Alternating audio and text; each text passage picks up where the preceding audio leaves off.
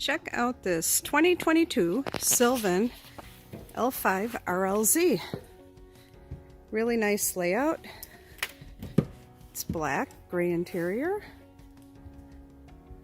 Dual captain's chairs. High backs too, so you're very comfortable. I'll show you the dash here. Tilt steering wheel. Depth finder.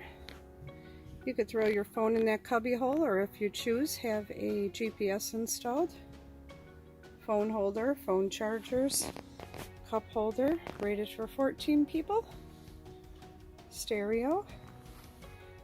Do have the dual loungers in the front here. Recessed cup holders, keeps your drinks out of the sun. Does have a changing room. You could put a porta potty in there if you'd like. Side entry. My favorite part of this boat is the rear. It has two booth style seating layouts here. I have one up and one down, so you could sit facing each other with a table in the center, or you can also flip this back and face the front, or the rear backrest lays down and makes a big lounger. Show it to you from the back here. Lots of room to lay out in the sun.